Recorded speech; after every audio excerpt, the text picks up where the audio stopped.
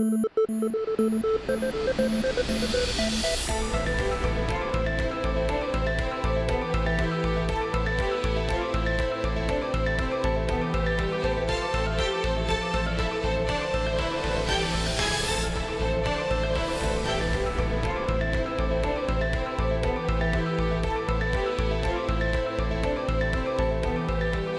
¿qué tal? Muy buenas noches, qué gusto saludarlos. Soy Pascal Beltrán del Río y les doy la bienvenida a una edición más de Círculo de Ideas, hoy en un horario especial por la ceremonia de los Óscares, pero la próxima semana estaremos aquí a las 11 de la noche como cada domingo. En esta ocasión me acompañan Paco Sea. ¿Cómo estás? Paco? Muy buenas noches, Pascal. Martín Espinosa. ¿Qué tal a todos? Muy buenas noches. Humberto Musacchio. Buenas noches. Ángel Verdugo. Buenas noches a todos. Pepe Buendía. ¿Cómo están? Buenas noches a todos. Y José Luis Vargas. Buenas noches. Bueno, pues hay un tema importante desarrollado a lo largo de la semana, que es la captura de Joaquín El Chapo Guzmán. Este tema, sin duda, tiene muchas aristas. Vale la pena profundizar en el análisis y vamos a comenzar primero con una impresión general, Pepe Buendía, de lo que sucedió a partir del sábado 22 de febrero. Bueno, yo creo que abordar este tema no puede uno hacerlo sin reconocer dos cosas de entrada.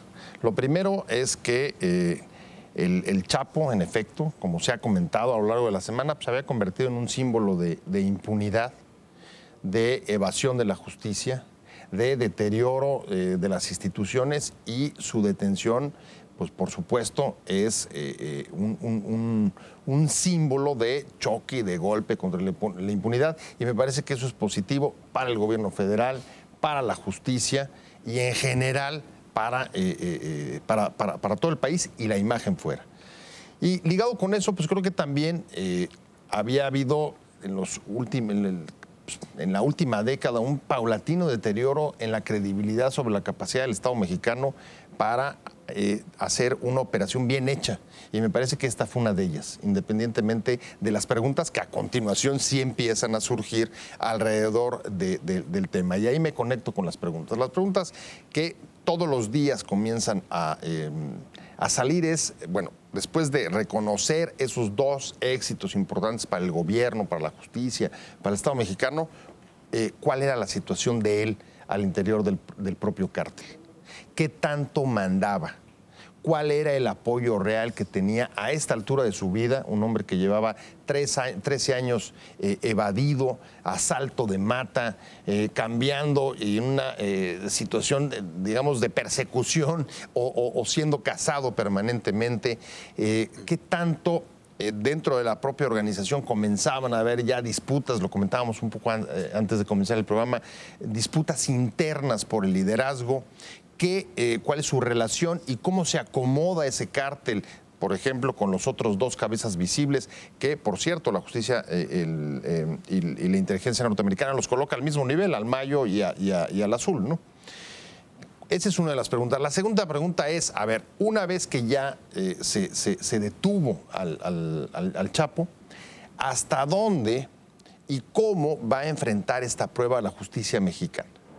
Tuvimos ya experiencias, por ejemplo, no solo de evasiones, sino de operaciones como, recordarán, por ejemplo, la operación Limpieza, que trató de, en el sexenio de Calderón, entrar a averiguar hasta dónde, por ejemplo, los nexos del narcotráfico estaban implicados dentro de la propia PGR, y fue un desastre.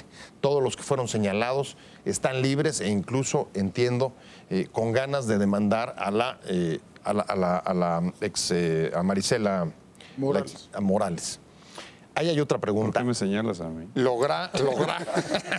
¿Logrará la justicia mexicana pasar esta prueba? Y podrá, como reconoció o prometió el propio presidente Peña en una entrevista hace un par de días, realmente entrar a investigar la cobertura y la red empresarial y política que ha estado detrás de la operación del Chapo? Creo que esa es la segunda gran pregunta. Y la tercera gran pregunta es, ¿se ha reconocido que hay diálogo y negociaciones entre el gobierno de México y el de Estados Unidos para la extradición? El gobierno de Estados Unidos lo solicita porque hay 5 estados, entre ellos donde fue declarado el enemigo público número 1 en Chicago, Illinois, que lo están reclamando. La cuestión es, ¿el gobierno mexicano va a aceptar o va a pactar la extradición a Estados Unidos? Yo creo que no. Yo creo que va a ser juzgado en México. Y en su caso, después, en todo caso, entregado a la justicia de Estados Unidos. Pero el botín de información que hoy representa el Chapo, me parece que es es casi oro molido, que difícilmente, o más bien, habría que preguntarse por qué el gobierno mexicano sería capaz de perderlo y bajo qué condiciones. Paco Sea, un análisis inicial de lo que sucedió en toda esta semana. Inicialmente, primero a mí me gustaría ir un poco a la figura del Chapo, ¿no? Yo creo que estamos ante el sobredimensionamiento de una figura, ¿no? Lo mismo que pasó en Estados Unidos con John Dillinger, por ejemplo, que hasta cuando robaba los bancos las mujeres decían qué guapo hombre, lo que pasó con Bonnie and Clyde, ¿no? Lo que pasó con una leyenda. ¿sí? Se volvió el tipo una leyenda verdaderamente. Los aparatos de seguridad de nuestro país y también los norteamericanos se les volvió una obsesión al presidente de la República, sobre todo a Felipe Calderón, y eso hizo además de todo que se hablara del Chapo y que se hablara del Chapo. Otra de las leyendas que se dio alrededor de este hombre, que ahora ya entendemos por qué pasaba así, era la de la sopita caliente, que siempre llegaban cuando la sopa y el plato en el cual estaba comiendo estaba caliente, pues salía por la bañera, entonces era obvio que todavía estaba caliente la comida. Todo eso fue verdaderamente construyendo una leyenda alrededor de Joaquín El Chapo Guzmán. Dicen también los aparatos de seguridad de nuestro país que, como se diría en los términos más claros futbolísticamente hablando, ya no era un hombre que tuviera un gran mando dentro del cártel, sino era el que jalaba la marca. Era tal la obsesión del gobierno que se destinaba la mayor cantidad de efectivos hacia el propio Chapo Guzmán, y eso hacía que se dejaran grandes corredores para el trasiego de droga, ¿no?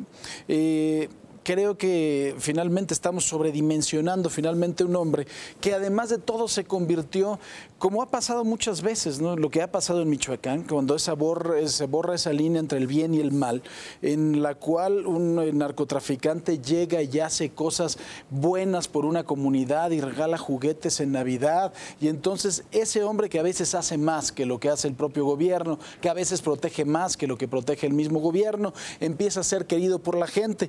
Yo en esta misma empresa fui criticado por haber dicho que el Chapo era una mala persona, lo dije con otras palabras. ¿Cómo es posible que lo hayas dicho? Me criticaron, ¿no? Yo no sé si pensaban que el Chapo Guzmán, cuando arreglaba sus negocios, no le decía al Mencho, ven Mencho, vamos a tomarnos un tequila. Oye, no te estés metiendo en donde estoy yo, porque me estás molestando. No, aquí el asunto era pegarle un tiro en la cabeza al tipo y pegarle un tiro en la cabeza a cada una de las personas que estaban alrededor, incluso a su familia, ¿no? Entonces vivimos verdaderamente una locura, esquizofrenia, país, ¿no? Una esquizofrenia en este país, verdaderamente, en la cual ahora resulta que hacemos manifestaciones, y no solo en Culiacán, sino aquí mucha gente de verdad que no conoce bien a bien la figura del Chapo, pues estaban haciendo una apología de su propia actuación, lo cual me sorprendió de verdad muchísimo. Creo que también, para poder analizar bien la figura de un tipo como el Chapo, es muy diferente analizarlo desde aquí sentados en el Distrito Federal que ir a Guadalajara, o que ir a Culiacán, o que ir a Mazatlán. Realmente ahí la cosa cambia de una forma muy importante, ¿sí? Porque aquí podemos hablar y podemos pontificar, y el Chapo, y entonces las redes y el Mayo, pero allá verdaderamente... Sí, y si vamos y empezamos a hacer un poco de historia, la primera vez que se empezó a hablar bien del Chapo fue de la discoteca Cristín. ¿Te acuerdas de esta balacera en la discoteca Cristín de Puerto Vallarta? Fue la primera No sé si bien, pero ahí se dio a conocer. Se dio a conocer, claro, pero fue la primera vez. Sí. Sí, desde esa época, si tú vas a cualquiera de estos lugares, si vas a Puerto Vallarta, si vas a Mazatlán, si vas a Guadalajara, perdón, pero cualquier persona, y es real, ¿eh? O sea, no es de que es que yo conozco al Chapo o es que yo conozco a su lugarteniente, es que sí los conocen, porque verdaderamente la sociedad en esos lugares sí está mimetizada, y sí hay mucha gente que se ha dedicado a eso y que están muy cercanos de este tipo de personajes. ¿Qué es lo que va a pasar en el asunto jurídico? No sé, a lo mejor José Luis nos lo puede explicar con más puntualidad, pero hay un tratado en el cual se permite ser juzgado por delitos cometidos en México en la Unión Americana. Eso no sería ningún problema. A mí me parecería que políticamente sería un error, pero... pero al mismo tiempo creo que te quitarías uno de los grandes problemas al respecto. ¿Qué va a pasar también con el Chapo? No va a pasar absolutamente nada. El narcotráfico va a seguir exactamente igual, porque estas organizaciones tienen, además de todos, sus propios equilibrios para volverse otra vez a unir. Y creo que, si bien lo que dicen los que lo conocen y dicen también los aparatos de inteligencia, que es o muy ardido o es muy rajón, entonces que se vaya cuidando el Mencho y que se vaya cuidando el Mayo Zambada, porque en una de esas él sí va a aportar datos muy importantes de dónde agarrarlos de a de veras, ¿eh? Ángel Verdugo. Pues tomando en cuenta que no pude venir el domingo pasado, pues entonces voy a empezar rápidamente a diferir profundamente. Yo no estoy de acuerdo en lo absoluto con que la prioridad en este país mediática sea la nota roja. Yo creo que hay problemas trascendentes que en verdad afectan a millones de mexicanos, de los cuales han sido borrados de los espacios mediáticos desde el domingo, es decir, hace 7 días, hoy sería el 8º día. Eso me parece... Eres partícipe de la teoría de la columna de humo. No, por supuesto que no. No, eso ya es trivializar mi posición, que por lo demás no la he terminado de exponer. Lo que quiero decir con esto es que en la medida en que una recaptura, porque hay una serie de precisiones que aquí yo pediría el apoyo de José Luis, no es captura, es recaptura, para empezar. Correcto. Segundo, para todos aquellos que hayan estado, creo que ninguno de ustedes ha estado, pero conocen amigos que quizá hayan estado. En el caso de Humberto, él visitaba a camaradas, compañeros del movimiento del 68 en Lecumberri. Cuando uno está preso, escapar es un derecho. Escapar es un derecho, el cual no se lo pueden quitar a ninguna persona que esté en reclusión. De hecho, no está penado, ¿no? Exactamente. No está penado. Entonces... Y perseguirlo una obligación. Entonces, es más, tengo entendido, corrígeme, José Luis, estoy mal, que cuando una persona se fuga y no comete él un delito, si lo recapturan, regresa a cumplir el resto de su condena. De tal manera, pues, que hay un reconocimiento, incluso si es ayudado por parientes en primer grado o una cosa así, tampoco son ellos indiciados. De tal manera, pues, que cuando Pepe dice que era el símbolo de la impunidad y la corrupción, el señor Guzmán Loera, yo no tengo tanta confianza como ustedes que le llaman el Chapo. Yo le llamo todavía Joaquín Guzmán Loera. Joaquín Archibaldo, por favor. Joaquín Archibaldo, pero es un nombre muy feo. Entonces, Joaquín Guzmán Loera. No lo registrarían en Sonora. Así es, efectivamente. Entonces, cuando Pepe dice que era el símbolo de la corrupción y la impunidad, yo recuerdo que el señor ya estaba procesado, juzgado y sentenciado, y estaba cumpliendo una condena de 20 años, si mal no recuerdo. Entonces, eso de que era la impunidad, mi estimado Pepe, estás equivocado. Segundo, estamos ante una situación donde el señor anduvo huyendo 13 años, meses más, meses menos. En esos 13 años surgieron ejemplos, eso sí, de corrupción y de impunidad. Y voy a dar 2 o 3 nombres nada más. ¿Les parece a ustedes que Romero de Champs sea un caso de esos, por ejemplo? Sí. Sin embargo, cada 18 de marzo lo aplauden miles de trabajadores petroleros y nadie protesta.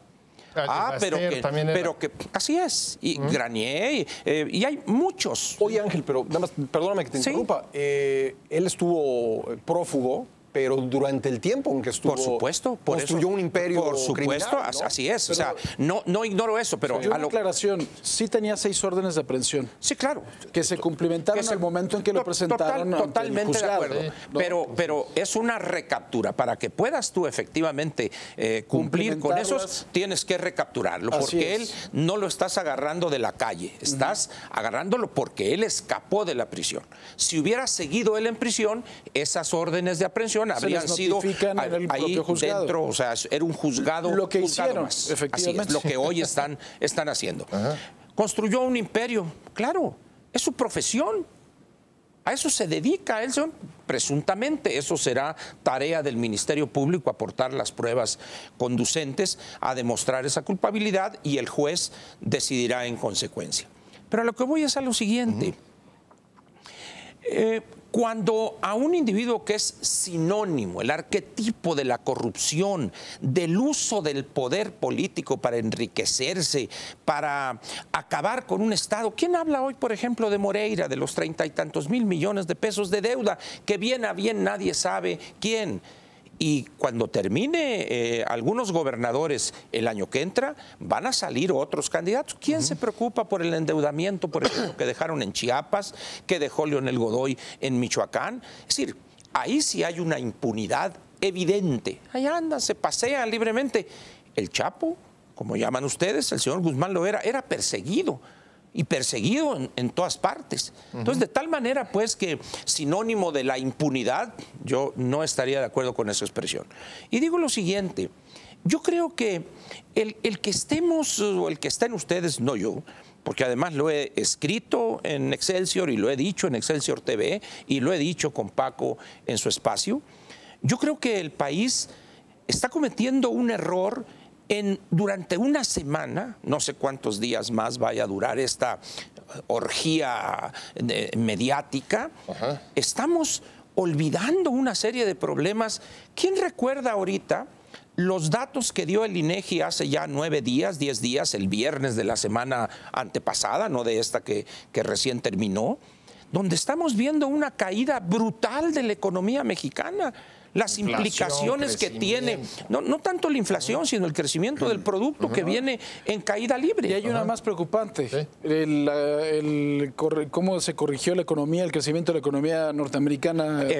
Así es. Esa es la más preocupante. Entonces, de todas. Hay una serie de elementos que son los que deberían estar ocupando los espacios mediáticos. Yo entiendo que el domingo, el lunes, el éxito, la operación, y en modo alguno estoy cuestionando que sea un triunfo y que sea una cosa positiva. Eso lo doy por descontado. Entonces, yo creo que hay temas verdaderamente trascendentes que afectan a las personas de a pie, los que nos están viendo ahorita, que muchas veces ni siquiera saben quién es el señor Guzmán Loera, que no fuman, no beben, jamás han usado una droga de las que distribuía presuntamente este señor, y sí están preocupados por el empleo que no han podido recuperar en los últimos 2 años, empleo perdido, o que están a punto de perderlo con las condiciones que se han generado en estos primeros ya 2 meses del año.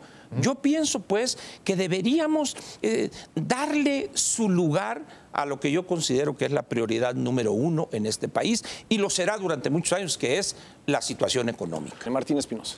Yo quisiera retomar una parte de lo que mencionaba Ángel Verdugo al cerrar el bloque anterior, que tiene que ver precisamente cómo vemos los ciudadanos el tema del Chapo Guzmán. En primer lugar, hay un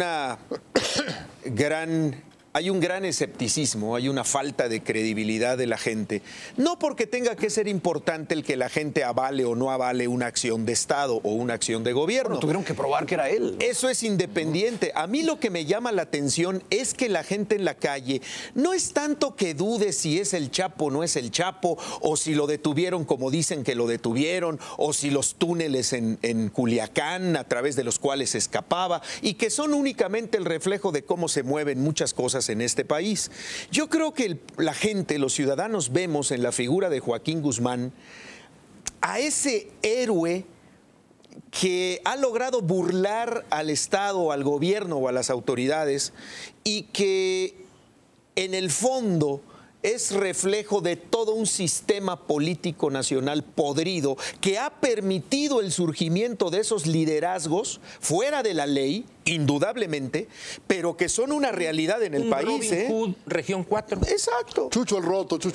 Y que de alguna manera es el reflejo de cómo nos movemos todos los mexicanos alrededor de nuestro supuesto Estado de Derecho. O sea, desde la mordida al policía, o desde el policía que te muerde en las calles, hasta los trámites que tenemos que realizar para obtener una credencial de elector, o la identidad que tienes que mostrar ante una instancia, ante una institución. Es decir, es como el reflejo del deterioro de nuestras instituciones en el país, porque ¿cómo es posible que una persona una sola persona tenga a su disposición a tanta gente alrededor que le sirve, que lo ayuda a escabullirse, que con la misma ayuda de la autoridad... ¿Te refieres a Carlos Slim? Permite, no lo sé, pero permite este tipo de surgimientos de liderazgos fuera de la ley, que incluso sean sus familiares o no sean sus familiares, organizan manifestaciones a favor del Chapo Guzmán y de manera ridícula salen a las calles con unas pancartas todas iguales, todas elaboradas con el mismo formato, a decir, Chapo, quiero un hijo tuyo, ¿no? Al estilo de algún líder político o de algún líder deportivo o algún artista del momento, ¿no?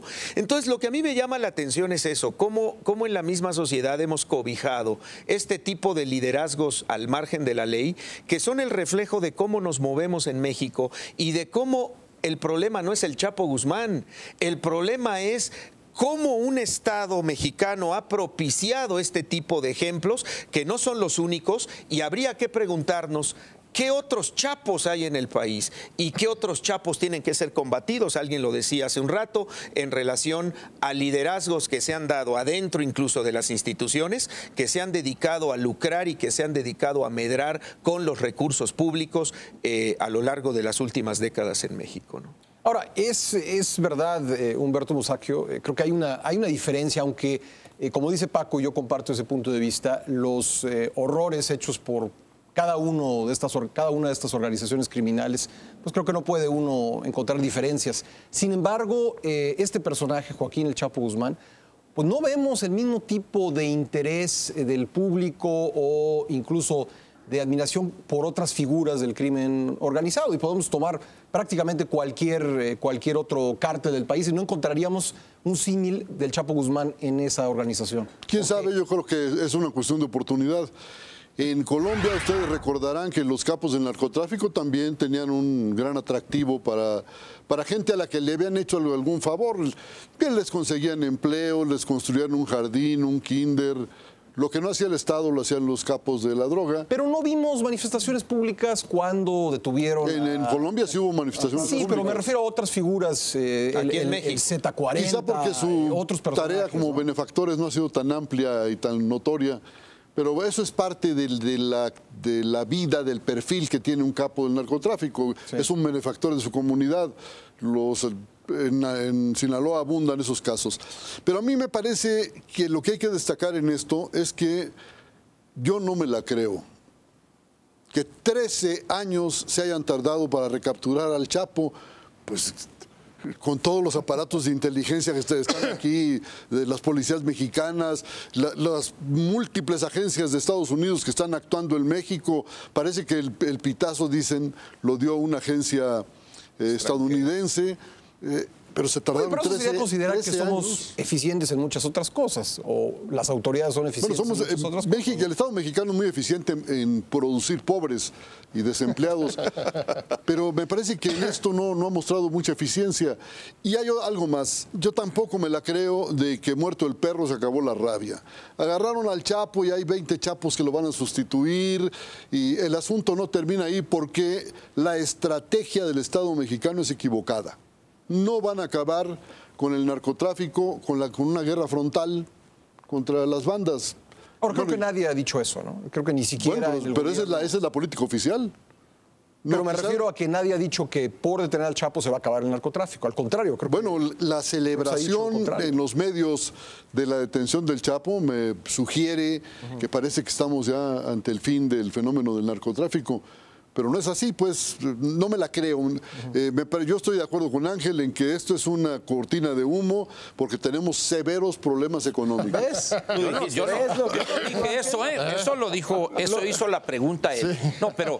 Entonces lo digo yo para que no haya problemas. Así es, muy bien. Hay un despliegue propagandístico, es un intento de alianza, pero... Un despliegue propagandístico enorme. Eso sí coincido. En torno a este fenómeno, cuando que se nos cayó el empleo, se cayó la recaudación fiscal, ha sido un verdadero fracaso la nueva reforma fiscal, han estado posponiéndolo todo porque no funciona, porque es irresponsable hacer las cosas de esa manera. Yo creo que el señor Luis V y sus súbditos van a tener que modificar su política. Y esto del capo que agarraron es secundario. Lo que tiene que hacer el Estado mexicano es adoptar otra estrategia para acabar con este enorme problema que significa el narcotráfico, aunque también no solo es un problema, es una fuente de ingresos para crear empleos que no crea el Estado mexicano. José Luis Vargas. A ver, yo la verdad es que hoy no estaría de acuerdo con nada. Nadie aquí en la mesa porque... Eso está bien. Échale, José Luis. ¿Qué haces aquí? Échale, José Luis, échale. No, a ver, yo creo que no traen una dimensión correcta de quién es Joaquín Guzmán lo era, alias el Chapo.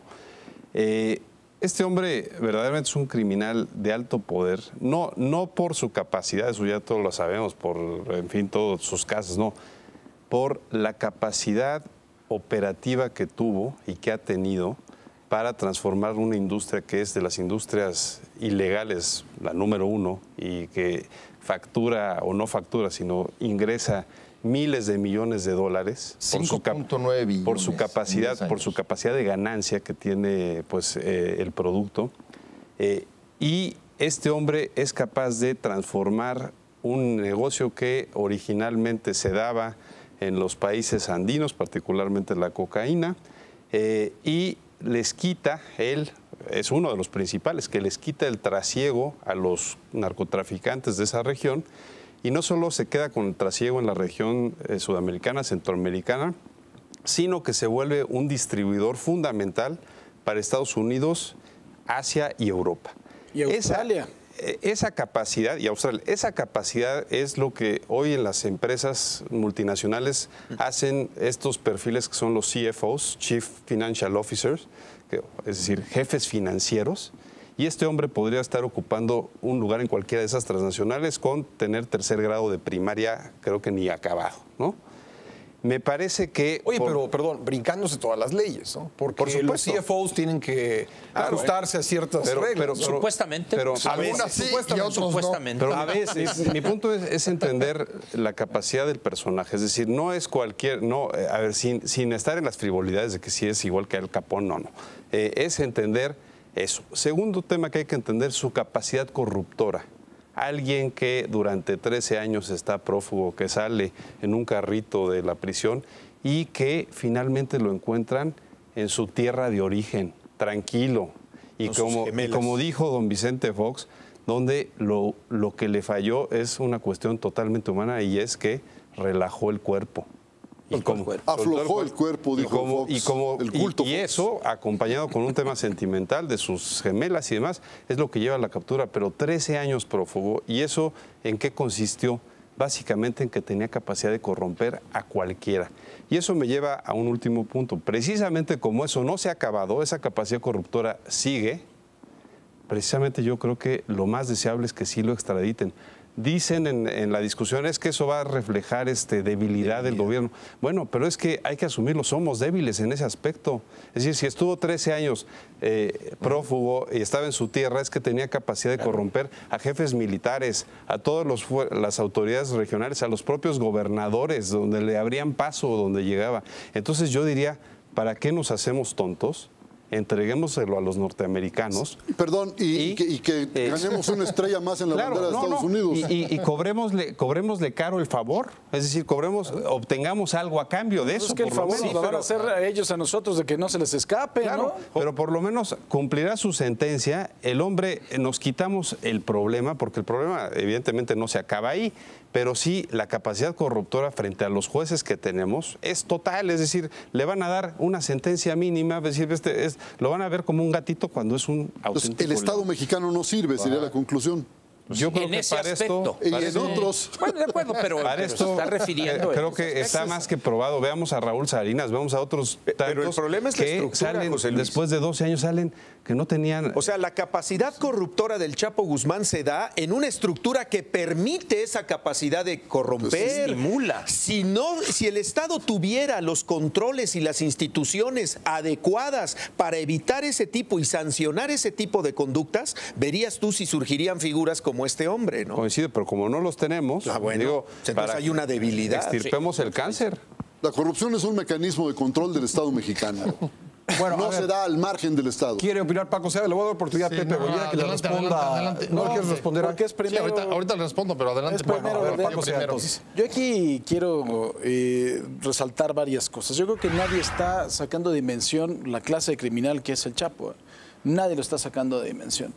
Aquí otra de las cosas importantes es que el Chapo debe de tener mucho de qué hablar, ¿no? O sea, porque exactamente esas personas que le permitieron estar afuera 13 años deben de haber recibido favores y deben de haber recibido mucho dinero. La cosa es si nos vamos a enterar y la cosa es si va a haber sanciones contra quienes permitieron todo eso, ¿no? La cosa es preguntarnos hasta dónde llegó Sí. la corrupción, porque entonces ahí es lo verdaderamente Ya preocupante. sabemos que el municipio de Culiacán que no pudo pero no haberse enterado de esos túneles, ¿no? Eso es lo de menos. Comenzando con eso, Claro. comenzando con eso. Totalmente de acuerdo, pero estamos de acuerdo que eso es lo de menos, ¿no? O sea, lo peligroso, incluso De peligroso ahí para para la arriba. estabilidad del Estado, es hasta dónde llegó el señor. Sí. Eso es lo primero. Lo segundo, a mí me hace entre gracia y de verdad me llama mucho la atención la incredulidad y la de mi propio y muy amigo, querido maestro Musac. Yo vi en las redes sociales una cantidad de cosas. Entiendo que nos han visto la cara, entiendo que hemos tenido pero políticos mucho más rateros que el Chapo Guzmán, pero la incredulidad que tuvimos como pueblo desde cómo lo capturaron hasta si era el Chapo o no era el Chapo, se vieron algunas gráficas en las que decían, miren, no mide lo mismo, y lo ponían parado y lo llevaban los marinos así, pues no puede medir lo mismo si lo están agachando, ¿no? Decían, no, es que le faltan 6 centímetros y lo ponían en 1.63, pues si ya mide el señor 1.70, pues no es el Chapo, ¿no? Entonces ya no es el Shorty, ya es otra persona y ya tiene otra altura.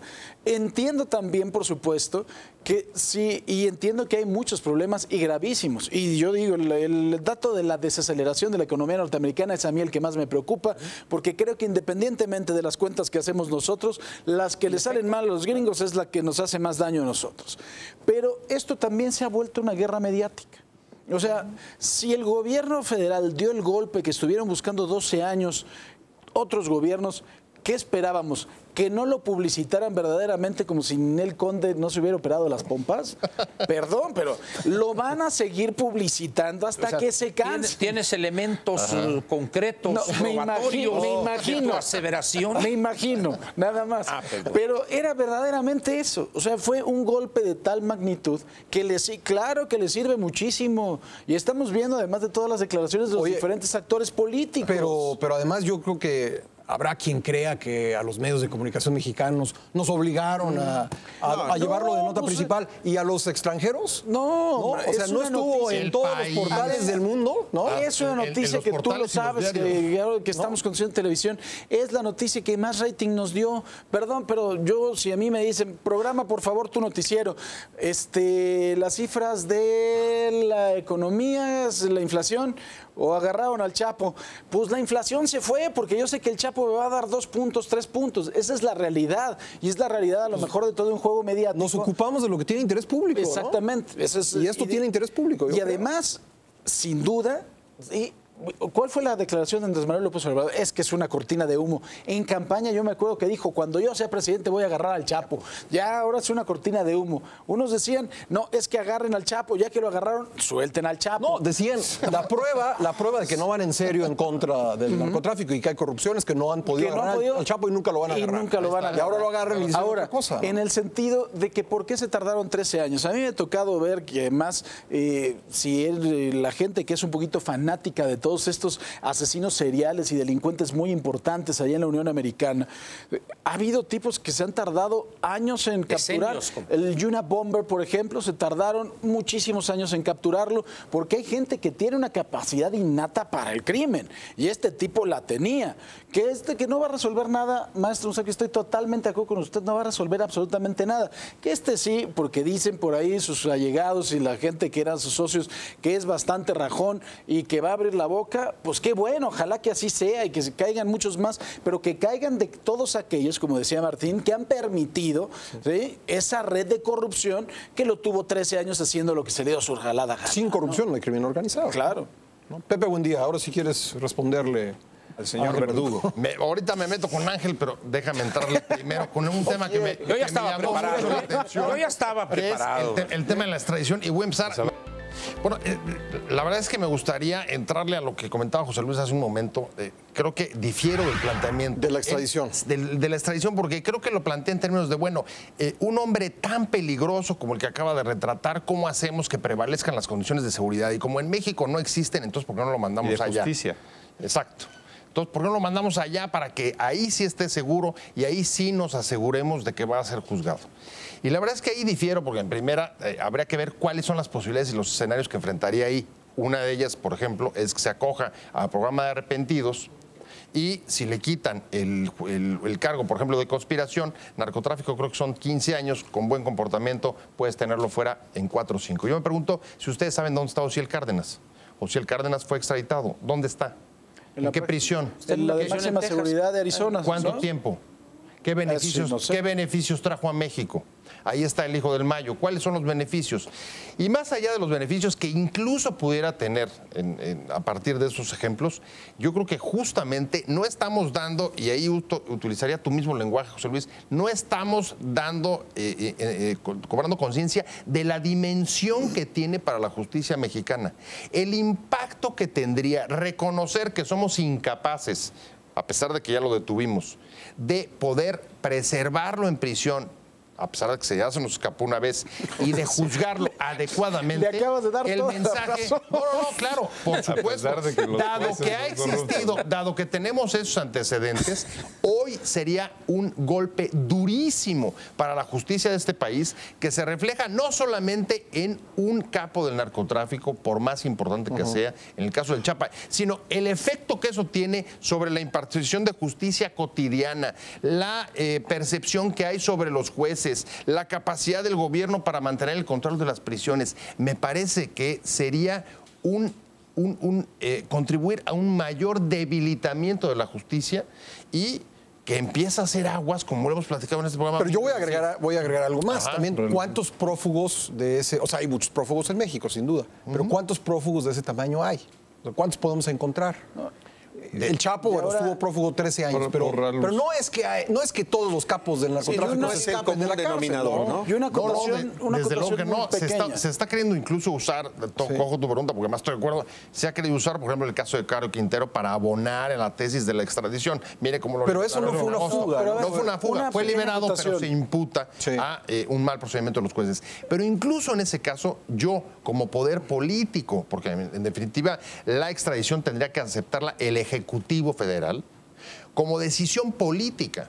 Nunca lo aceptaría porque justamente sería abonar en el debilitamiento de una de las instituciones que hoy más requerimos en el país, que es el aparato de justicia. Me parecería absurdo. Una pequeña acotación. Si fuera a ir a Disneylandia en Estados Unidos, no se hubieran parado el Chapo para que no se lo llevaran, primero. Y en segundo lugar, recuerda la época colombiana.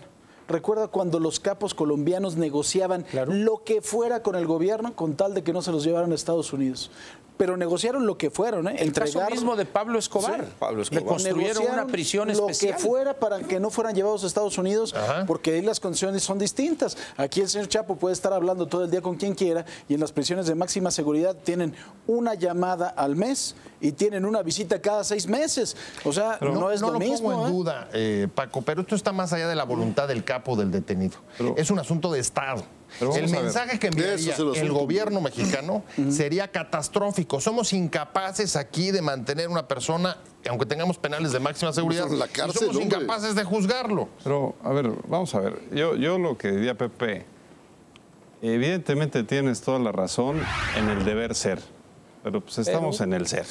O sea, y esta es la realidad de este país. Y a ver, yo solo te diría, la misma captura que se da evidentemente gracias a la colaboración de los servicios de inteligencia norteamericanos para decir, está ahí, lo que te habla es que, pues, si no hubiera sido 13, hubiera sido probablemente 20, cosa que me parece importante. Pero un tema muy técnico, y ahorita lo comentamos en el corte.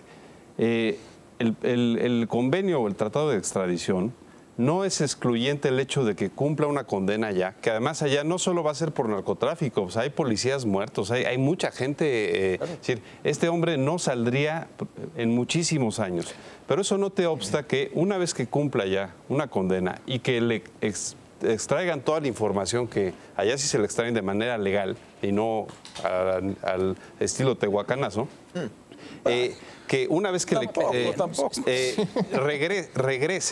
regrese y aquí cumpla los delitos que le faltan. Pero ¿qué creo que es la diferencia? Lo que dice Paco, allá estará purgando una condena. Y aquí no sabemos si va a estar con televisiones, mujeres, etcétera, por cómo se da no solo el sistema de justicia, sino incluso el sistema penitenciario. Perdón, pero eso no es un argumento. El sistema penitenciario. Yo quiero dar un argumento en contra. Ahorita le doy la palabra a Ángel, quiero dar un argumento en contra. Acabamos de ver recientemente el juicio por el asesinato de empleados o personas relacionadas con el consulado de Estados Unidos en Ciudad Juárez. Ahí declararon 2 sicarios en el juicio, uno de los cuales aceptó haber matado a 800 personas. Lo apodan el Camello, fue extraditado de México, enviado a Estados Unidos y no sé qué trato hayan hecho con él. Lo pusieron como testigo, no está acusado de nada. Ese hombre que mató 800 personas podría estar libre en poco tiempo, no lo sé, pero supongo que sí. Ángel Verdugo. Yo creo que meternos a esos intríngules, esos vericuetos de la impartición de justicia en México, no nos llevaría a algo, pienso yo, claro y positivo. Yo creo que este tema, pues es, en el caso nuestro y de todos los opinantes profesionales, es andar en las ramas. Creo que pocos son realmente en este país los que saben, como diría aquí el doctor Zedillo, la neta del planeta. O sea, pocos son los que saben. Entonces, uno agarra indicios y extrae una serie de conclusiones ahí. Y esto no es que yo esté en contra de la búsqueda del nivel de audiencia, no. Lo que yo digo es que llega un momento en que se convierte en un uso casi perverso y refuerzo lo que señalaste cuando dices, alguna gente opina que fueron obligados los medios. Yo pienso que no, coincido en ese sentido contigo, pero llega un momento en que se va uno a la nota fácil. Es decir, el señor Guzmán lo era y ahorita desde un punto de vista del otro, y que si va a hablar y que si va a decir. Pero al final de cuentas siempre vamos a andar en las partes secundarias o en los alrededores. Mientras tanto, hay una realidad que ahí está. Resulta que estamos pensando que van a extraer información los mismos que han estado en los últimos 13 o 20 años, los que han dejado crecer este flagelo, por ponerlo de alguna manera medio elegante, son ahora los que estamos pensando en que van a extraerle toda esa información. Me parece, con todo respeto, casi infantil eso. Es decir, son los mismos, hacen lo mismo y seguirán haciendo lo mismo. Ahorita creo yo que es evidente para quien tenga más o menos conocimientos superficiales de cómo se comportan estas organizaciones, que ya hay sustituto, ya están negociando, se ha hablado, se ha especulado de un acomodo violento. Yo creo que estas organizaciones también aprenden. Creo que una de las cosas que pero no solo se renuevan, sino que dicen, oye, espera, nos ha hecho mucho daño eso, mejor vamos a buscar una sucesión, si no pacífica, pero que parezca, vamos a decir, casi pacífica. Entonces, yo creo, repito, las cosas que están pasando en el país, en la esfera económica o en lo fiscal, que lo señaló claramente Humberto, creo que deberían ser lo que ocupare nuestros quehaceres. Pues, repito, en modo alguno estoy diciendo que esto sea una cortina de humo. No, lejos estoy de eso. Creo que es importante que tengamos un buen sistema de impartición de justicia, que se respete la ley y que los encargados de hacerla respetar cumplan con su función. Pero una cosa como esta no debe sustituir lo trascendente. Un país como el nuestro, con las perspectivas sombrías que tiene en la cuestión económica, lo único de lo cual podríamos estar seguros es que va a aumentar las actividades delictivas de todo tipo, no solo esta del narcotráfico, de la distribución de estupefacientes, sino la trata, secuestros, extorsiones. Veamos lo que está pasando en Michoacán, el hecho de que prácticamente está sitiada Morelia, una capital del estado. O sea, Todas esas cosas están sucediendo y prácticamente hemos tomado las casi, como dirían, como parte del paisaje.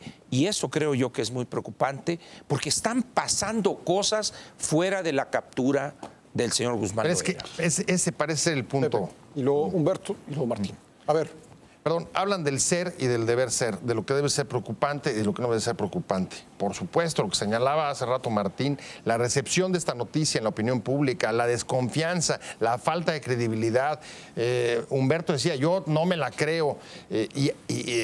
Noticias como, por ejemplo... Pero eso dice cosas. El avance. Eso nadie lo niega, Claro, ¿no? a eso voy. Dice cosas. Es que ese es el punto. Sí. Esa es la realidad. Y la realidad es que esa desconfianza es en buena medida producto de la falta de operación de las instituciones de justicia, la impunidad, la falta de castigo, la evasión de un penal, el tener que dar a otro país para que lo juzgue porque tú eres incapaz, justamente es lo que abona en la construcción de esa desconfianza, de ese temor y de la falta de credibilidad en nosotros mismos.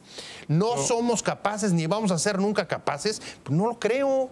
Pero, Pepe, al contrario, creo que eso es lo que va a abonar Humberto, justamente en deteriorar más la falta de confianza en nosotros mismos y la desconfianza hacia cualquier institución. No es un asunto Bueno, de aparte de eso que me parece muy importante, yo no creo que el sistema de justicia o del sistema de impartición de justicia de Estados Unidos sea muy superior al de México. Si así fuera, hace mucho rato se hubiera acabado el gran mercado de las drogas del mundo que está en Estados Unidos, no está en Bolivia, ¿eh? Está en Estados Unidos y ahí los delincuentes actúan abiertamente y ese aparato de justicia está ausente. Pero lo peor es que no podemos aceptar esto que viene sucediendo desde la presidencia de Ernesto Zedillo, de que las instituciones mexicanas se declaren incapaces de juzgar a un delincuente y lo manden a Estados Unidos. Por ese camino, con la economía hecho un desastre, con la seguridad peor, etcétera, la justicia ni se diga, pues qué tal si mejor cierran el changarro los gobernantes y se van a su casa, e igual los jueces, o si quieren, pues que se vayan a Estados Unidos a ver qué aprenden ahí, ¿no? Martín. A mí me llama mucho la atención los fenómenos que están ocurriendo ya en algunas zonas del país, como la parte centro.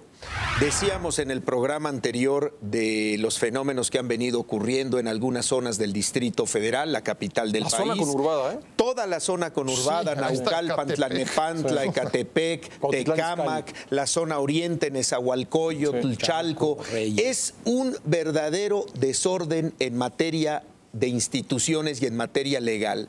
¿Qué está esperando la autoridad, tanto federal como local y municipal, a tener otro Michoacán y esperarnos unos 2, 3 años para tener que nombrar un comisionado nacional de seguridad y enviarlo a la zona para que resuelva el problema, entre comillas?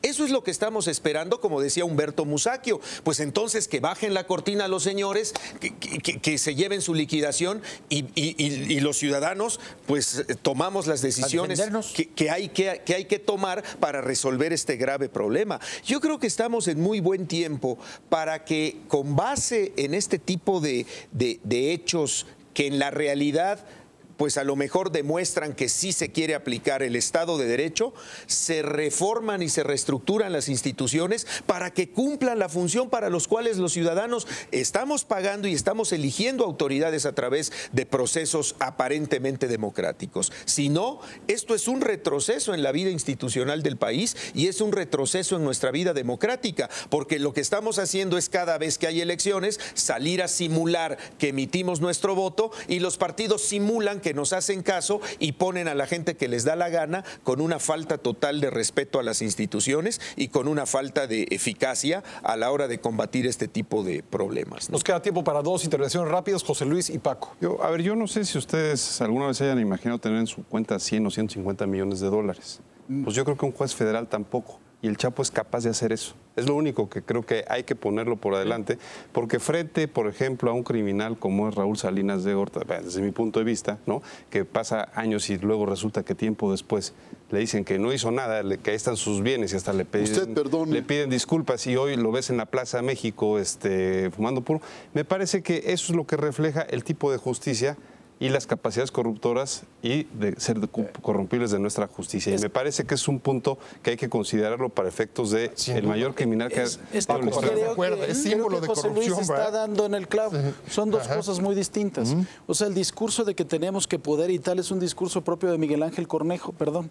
O sea, decir, ay, qué padre, todos podemos y tal. Pero estamos hablando precisamente de uno de los criminales más importantes que ha tenido este país y además de todo, desde el penal va a ser y va a seguir operando. Y efectivamente, a lo mejor ustedes no han imaginado lo que es tener 150 millones de dólares en la cuenta. Yo sí, más. No, efectivamente, sí, de acuerdo. O sea, una cosa. Se refería a nosotros. Oye, no me han caído. Por favor. Y que Estados Unidos nos nombre un comisionado para México también. No, son dos cosas muy distintas. Una cosa es verdaderamente la delincuencia común que tenemos, el narcotráfico común, y otra cosa es este señor, que sin duda es el delincuente más importante. ¿Y la soberanía, papá? Ay, ahorita nos envolvemos en la bandera y nos vamos al palacio de acá del sexto piso. Sí. De acá A ver, pero vamos al castillo de Chapultepec. Oye, pero cuando haya secuestro cerca o se vean afectados, no salgan hablando del Estado de Derecho, ¿eh? No, pero porque esas son también llamadas tema de otro programa. Se nos acabó el tiempo, lamentablemente, y así concluimos esta emisión de Círculo de Ideas. Muchas gracias a nuestros panelistas y muchas gracias a ustedes en casa por haber seguido esta transmisión. Aquí la discusión sigue. Nos vemos el próximo domingo a las 11 de la noche, el horario de Círculo de Ideas. Gracias por habernos seguido. Hasta entonces. Te invitamos a seguir cuestionando la información con los siguientes videos.